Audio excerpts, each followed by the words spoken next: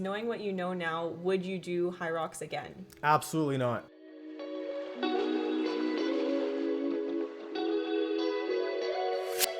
Hi everyone, welcome back to the Always Active podcast, the show that empowers you to lead an active lifestyle. I'm your host, Katie. And I'm John. And in today's episode, John and I are going to be doing a Q&A, answering questions all about our experience doing our first ever HYROX. This is John's second full-length podcast episode, but it's our first video podcast together. If you haven't listened to the first episode with John, I will link that in the show notes, and I'll also link part 1 of the HYROX Diaries, where I talk all about my experience training for HYROX. So, John, I'm excited to have you on the podcast. Glad to be back. Yes, it'll be a great episode. I'm looking forward to it. And without further ado, let's get psyched to move.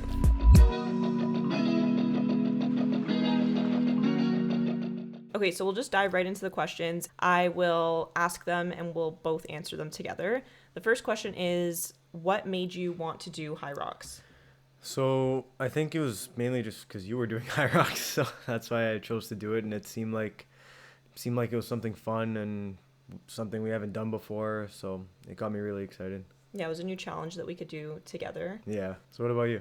So for me, I talked about this in the first episode of the HYROX Diaries, but I had never heard of HYROX before, but my friend told me about it and it seemed interesting. I just felt like it was a new challenge that I could take on, and that was really it. It was something brand new, so that's why I decided to do HYROX. The next question is, what division were you in? We're in the men's doubles open division, which means we did the open level weights, and I had a partner, which was Luca.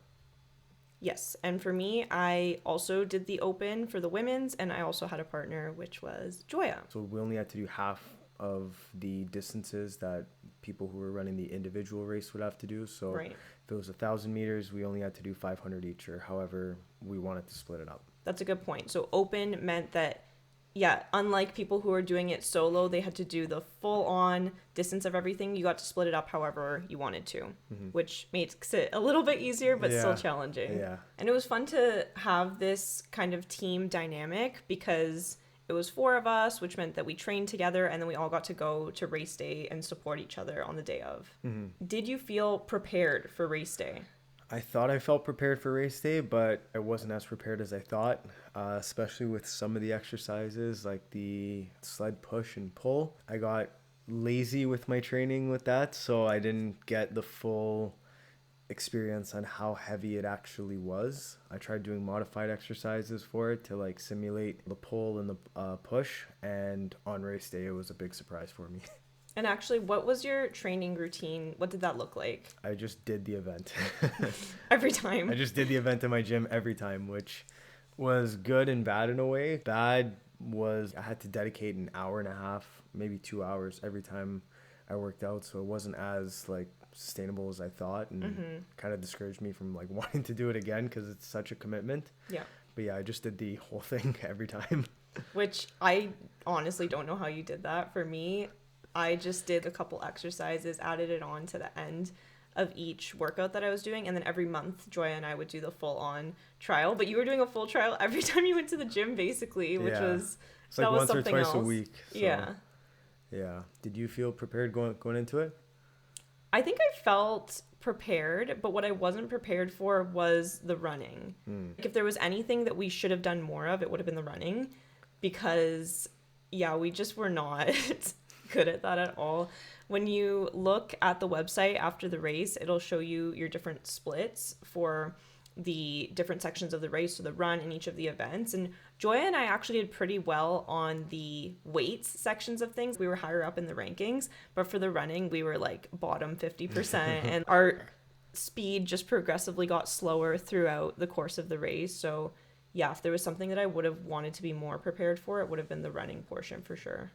Yeah, I think the running I was pretty prepared for, but I think we shot ourselves in the foot because we came out of the gate so fast, and just the adrenaline got us. We went out way too fast and kind of got tired pretty quickly. Yeah, I think we learned from you guys too, because John and Luca went before us. Their race was at what, like 7:45 a.m.? 7:50, but Yeah. we had to be there an hour and a half before, so I woke up at 4 that morning. It was an early morning Yeah. for sure. So it was harder for you guys because you had to race that early, whereas Joya and I, yeah, we had to be up, but we were chilling. Like we were just Yeah. watching you guys, getting content, Yeah. recording you guys, cheering you on.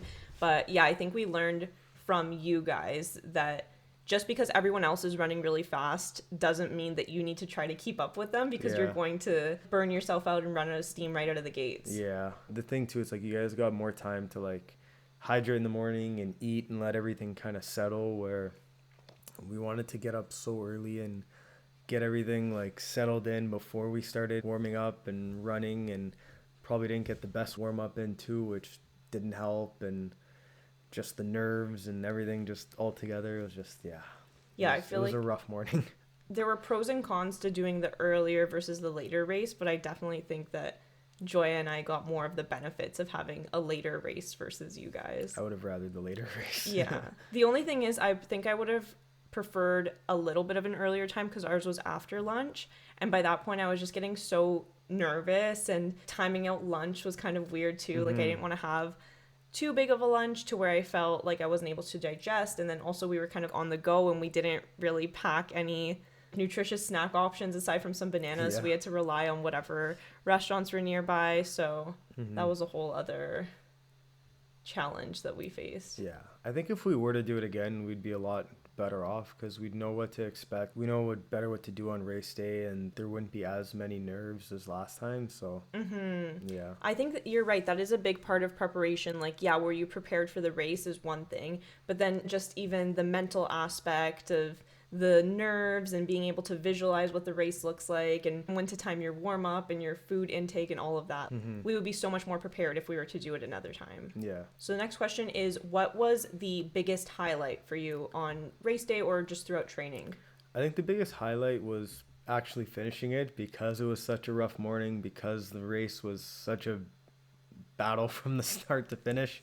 So like finally finishing off the race, running through the finish line was a great feeling. For sure. And then also getting to watch you guys do it too, because you guys did such a great job. So Yeah. it was fun cheering you guys on and getting to yell at the referee, and it was great. Can you clarify why you were yelling at the ref? Well, the ref was like, for your burpee broad jumps, he was like getting all technical with you guys, where everyone else was doing the same thing that you guys were doing, and he was getting mad at Joya for having her hands too far apart, and it was the open one. Like, this guy's taking it so seriously. Yeah, the reffing was a little inconsistent. Yeah. Like, they weren't monitoring us as much as they said that they would in the technical briefing. The rules weren't enforced. Well, I guess it depended who you had as your ref. And also to clarify, I wasn't like yelling at the referee. No, it was more of like a parent yelling at More the of ref. a, yeah, while parent. the kids it's are like playing it's sports. like it's a parent heckling. Yeah. But yeah, still fun though. Yeah. What about you? What was your biggest highlight? I would say there were so many highlights. The biggest highlight of race day was, yeah, just at the end doing the last wall balls and then running onto the finish line. That was such an epic moment. And just saying that we had completed it. And then also just throughout the race, seeing you and Luca cheering us on the whole time. And you got so many videos of us. We asked you for content and they really came through with the content. So that was just like brought such a big smile to my face, seeing you guys cheering us on. And then I also think a big highlight of just the overall experience was training together, and when we did our group run through that time Yeah, that was fun. in August, that was so much fun, where we all just went to the gym and did the whole run through, and then we had a pool day after together. Yeah, I think it was just the experience of being on a team and not doing it alone. That was probably the highlight. Yeah, but if we did it alone, it would have been later in the afternoon. So Oh yeah, might timing have, wise. might have to do it alone next time. Yeah, no, I will not be doing it alone, but you can do that if you want. Next question is, what was the biggest low light?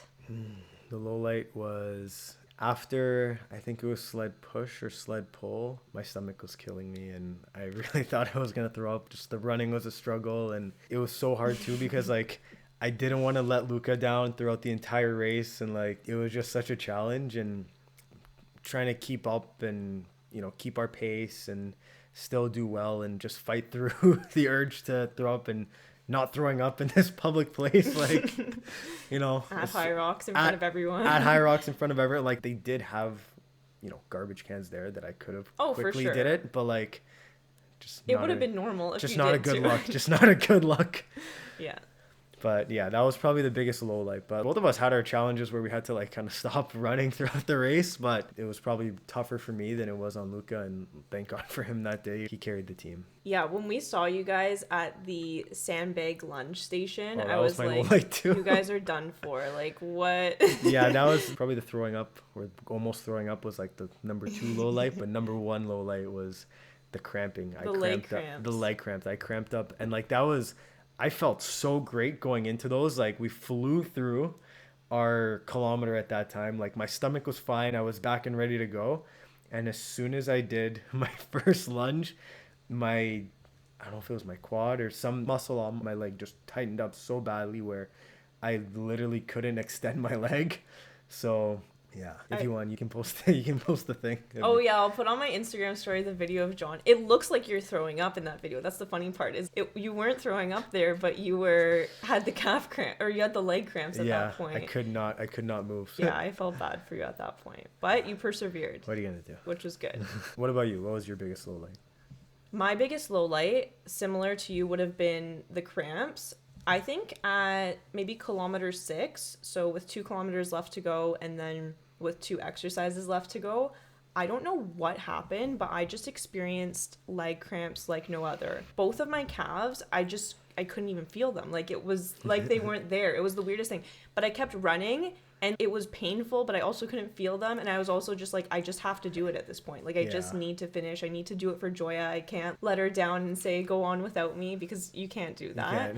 So that was my biggest low light for sure. It was just the weirdest feeling I'd ever experienced. I remember cramping up in training, but it wasn't that part of my leg that was cramping up, so I wasn't prepared for it. It was usually my calves would cramp up and my hamstrings, but not my quads. So I wasn't prepared for the quads to be cramping up, so I was ready to like stretch throughout the whole thing, and then it just happened. So it was just It was just unpredictable. It was just unpredictable. Yeah, you really can't predict what's gonna happen on race day. Plus all the Red Bull we're drinking mid-race. Oh yeah. At the stations they had water, they had electrolytes, and they had Red Bull, so you could sort of pick which drink you wanted. Yeah. I didn't even know what drink I was getting. You were just grabbing a drink and hoping for the best. Yeah. The next question is, what was the hardest exercise out of the different stations? You could include running in there too. The running was okay. I think the hardest exercise was probably the sled pull, just because that was one that I wasn't expecting, right? It was 235, and then I saw Luca, because like Luca's super strong, so he was able to like one arm after the other pull it, whereas with me, I have a bad shoulder and just I wasn't as prepared as I should have been for that exercise. For me, it was like I tried going the one arm after the other, I just couldn't do it. So it was like one arm at next arm and then pull hard. So just like I was using so much energy, and I think it was after that exercise where my stomach started killing me, and it all went downhill from there. And then with sled push, it was okay. Even though it was more weight, I was able to push with my legs, and I was a lot more comfortable with that. But with the sled pull, it was really hard. Yeah, the pull was more challenging for sure. And then even the aftermath of you complete the sled pull and then you got to go run again. And then you got to go run again. That's hard because your legs are gassed at that point. I thought the burpee broad jumps would have been the worst, but it wasn't as bad as I thought. I think our strategy of just jumping as far as we could was okay, and it worked out well, and I was dreading it, but it wasn't as bad as I thought. Yeah. Yeah. What about you? What was the hardest exercise for you? Yeah, me, on the other hand, I would say burpee broad jumps was the worst. It's weird too, because the first time Joya and I did a trial, I was like, yeah, I love burpee broad jumps. Give me the broad jumps. I'll do all of them. And then as training progressed, I started to realize I hate doing these. And like, I actually didn't practice them at all aside from the trials that we did. I never was at the gym like, I'm going to train burpee broad jumps today. Like, it never sounded like a good idea. So yeah, on race day, it was definitely the one that we were dreading the most probably. And then it was tough. I can't lie. But usually after that, it got easier. Like that was the halfway that was the hardest point. And then it kind of got easier because then after that was the farmer carry, which you guys literally ran through it. I wish I kind of ran through it. I was kind of speed walking, but I think I should have just ran like you guys.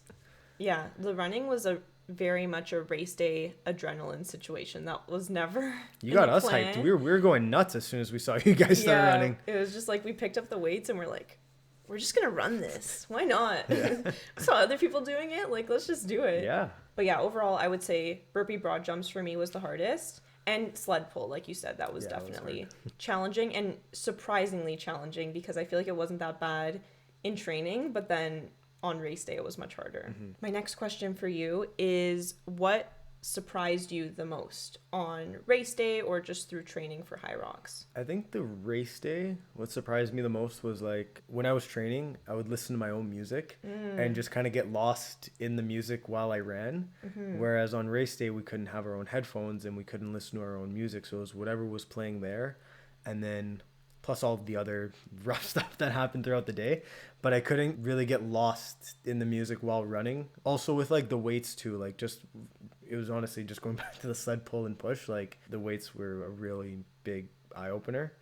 But aside from that, like nothing really surprised me. It was such a cool atmosphere too. It was. And I wish we kind of took advantage more of what was there, like the recovery stuff, because it was all free, but we didn't really get a chance to take advantage of it. But it's okay.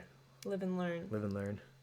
Yeah, that was surprising for me as well, is just the atmosphere there. Like I wasn't expecting, I don't even know what I was expecting, but it's not what I was expecting. It was really cool, the community atmosphere. I think it was also really cool running alongside these high level athletes.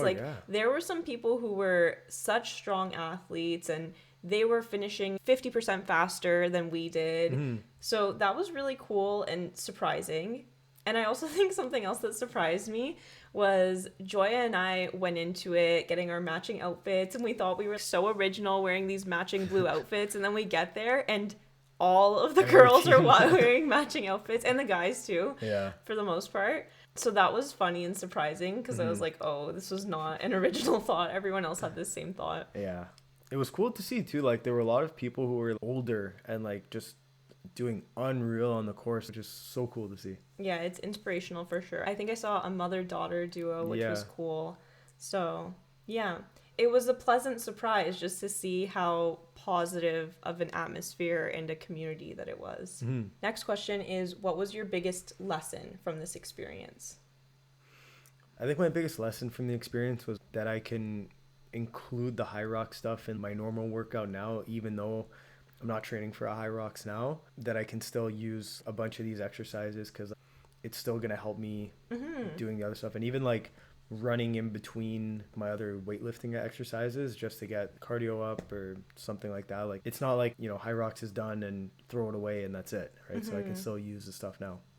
I think it's really great that you're continuing to do the HYROX exercises because I haven't been doing that at all. I did rowing the other day at the gym just because it was included in my program for the day, and I was like, wow, I haven't rowed since HYROX. But yeah, I think it's good how you are actually continuing to incorporate this into your regular training. What about you? What was your biggest takeaway? My biggest takeaway, I think I have two. One, and this will probably change if you were to ask me another day, but right now what's coming to mind, one is just the importance of having a teammate and how that can hold you accountable and just make the whole experience so much more enjoyable. Because on the days when I was training for HYROX by myself, after the first couple weeks, I was not enjoying it at all. I didn't find it fun. I wasn't looking forward to training for it. But anytime I trained with Joya, it was like, okay, we're going to go do our conditioning day. We're going to do all these fun exercises together. So I think that was one piece of the puzzle, was just the importance of teamwork and having an accountability buddy. And then the other big learning was just having a big goal to work toward can be very motivating. I feel like I can't think of many other times on my fitness journey where I've had such a big ambitious goal that I have worked toward and it had an end date because there was an event and it was set in the calendar. And so that was extremely motivating, and it's definitely something that I want to do again in the future. Maybe not even necessarily HYROX, but just having some sort of event to train for or some sort of big goal to work toward. It's going to be very helpful at other points in my journey. 100%. My next question for you, John, is what did you learn from Joya and I through this experience? I think what I learned the most from you and Joya was you guys kept each other really accountable. You guys went to the gym and did a lot of stuff together. Whereas me and Luca, we kept each other accountable, but we didn't work out together. The only time we worked out HYROX together was when we were with you guys.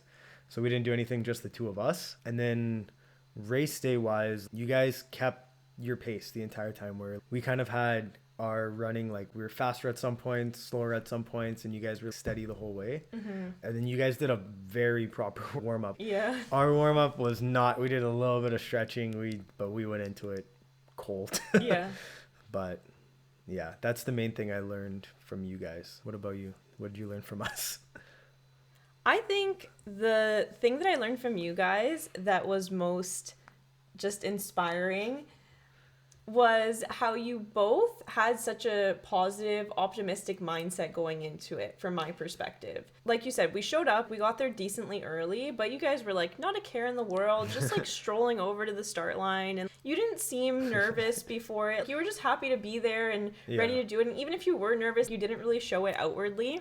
And so I think that was what just brought the biggest smile to my face. And it was a lesson for me too. You know, you guys took it seriously, you trained for it, but you did what you could do to prepare for it. At that point, why are you nervous, right? Like there's not really a reason to be nervous before the event. So I think that's what I took away from you guys, and something that I would do very well to follow your lead in, because you would not have want to been around me the hour before the race, because I was not in a good mood. I was kind of being mean. I was just nervous, right? Yeah. And that's not new. I've always had that all throughout my sports career. But yeah, I think you guys, your positive attitude, that's what I'm going to take away from it. We went into it not having major expectations. We wanted to be sub an hour and a half, which we were. Not very much, but we were. You did it. And then we also saw the people around us that they were in like such great shape. And we also said, we're like, okay, a lot of these people here, HYROX is it's their sport. That's their sport, right?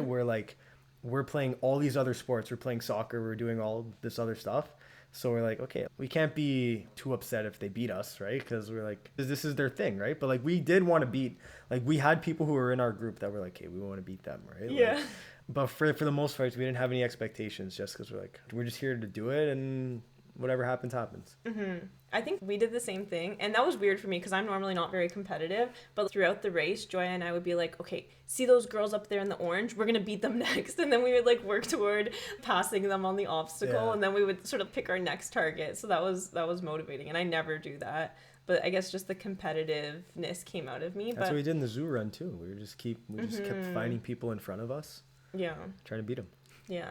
And this is also maybe giving us too much credit, because there are a lot of people who are ahead of us too. Yeah, but yeah, I think overall you guys had a good attitude towards it.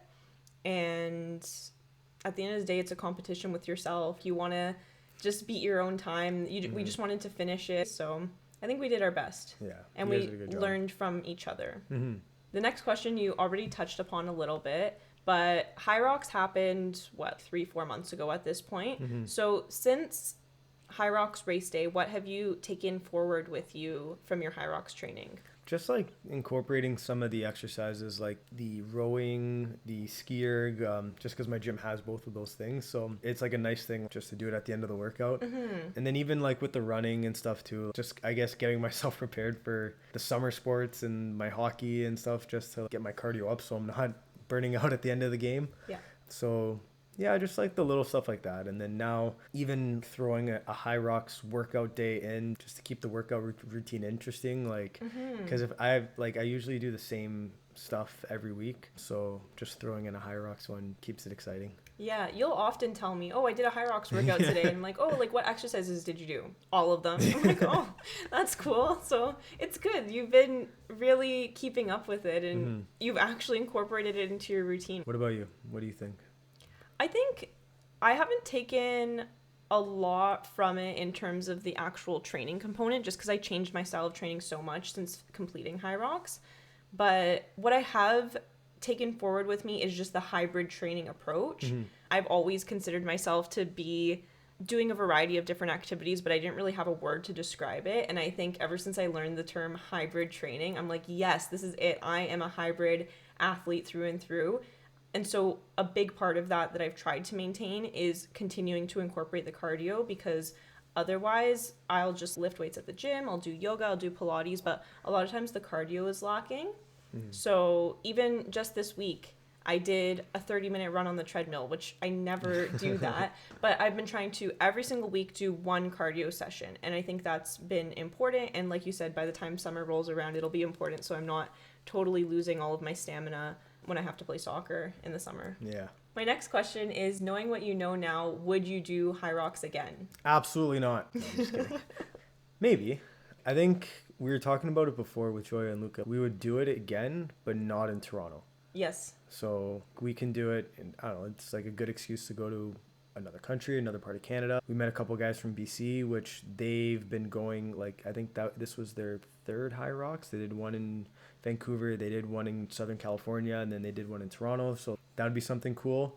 I don't think it'd be an every year thing, like once every couple years, just because of the training, right? Like it was a big commitment to do the training. And even close to the end, like getting closer to HYROX, both of us had like our rec league playoffs around that time too. So I don't know, every time I did my HYROX training, like I was sore for the next couple days after. And the way that my sports were spread out throughout the week, I just didn't want to be like all sore and, you know, my body hurting for all these playoff games. Yeah. So I kind of slacked with my HYROX training close to the end of it. And yeah, and then at the end of the day, it's just such a big time commitment for HYROX training, but it was still fun. I would do it again. Yeah, it is a big commitment. It's sort of like if you're training for HYROX, you're training for HYROX. Yeah. Like you can't really be balancing too many other goals at that point. Yeah. What about you? Would you do it again?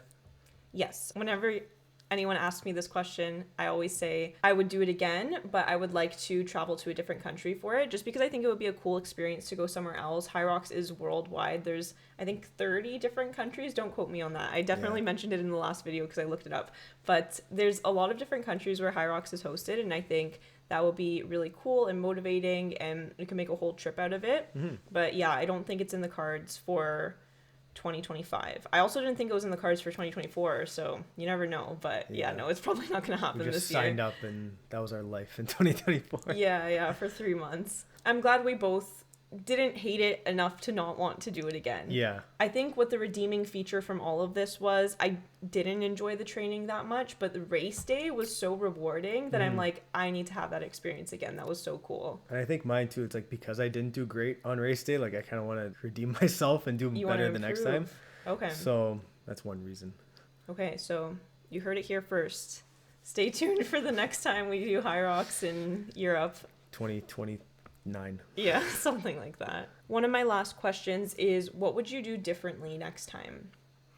I think race day, I think I would eat differently on race day. Like I think I tried forcing down a bagel in the morning and I didn't even finish a bagel, which is usually my pregame meal. You just couldn't stomach it. And I just couldn't stomach it. I guess it was just nerves and whatever. So I think I would try to change my routine before race day and definitely stretch a lot more going into the race.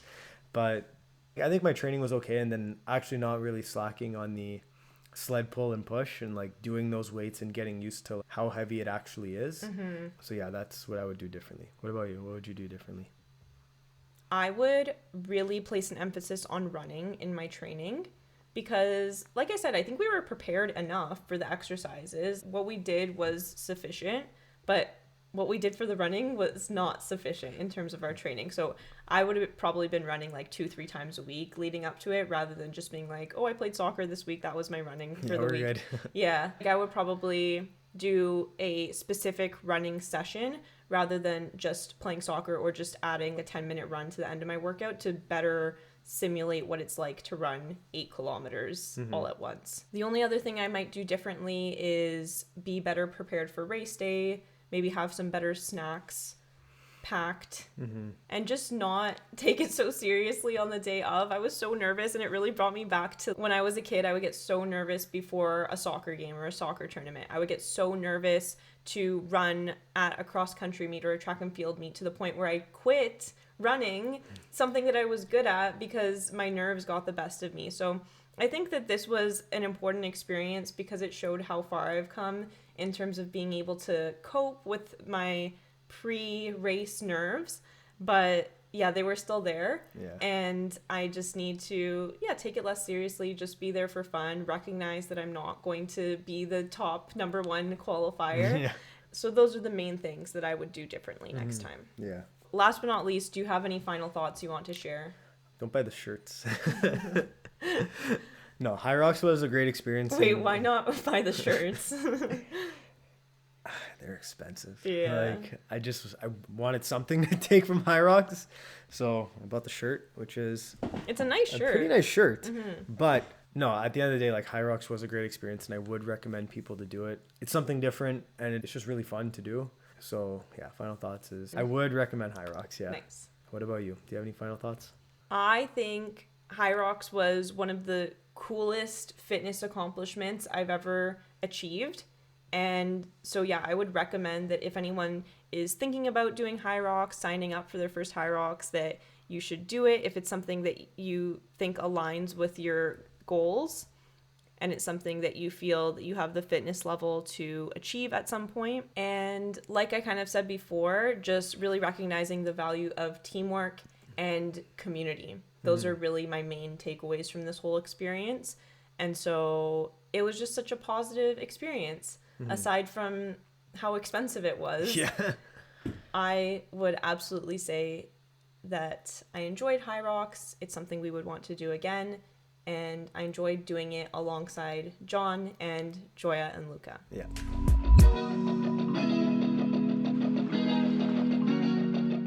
Thank you so much for listening to today's episode. I really enjoyed having you on the podcast today, John. I enjoyed being here. If you're interested in training for HYROX, be sure to listen to part 1 of the HYROX Diaries and also download my free hybrid training guide so that you can create your own hybrid training plan, which you can use whether you're training for HYROX or not. Last thing I'll say is you can look forward to lots more interview episodes coming up very soon now that I have this second mic and we've figured out the video setup to the best of our ability today. Thank you, John, for being the trial run. And yeah, I'm looking forward to it and everything that's to come for the rest of this year. And to conclude, John, can you wrap up the episode for us? Don't forget to like this video and subscribe from wherever you're listening. See you next time. Bye, everyone. Bye.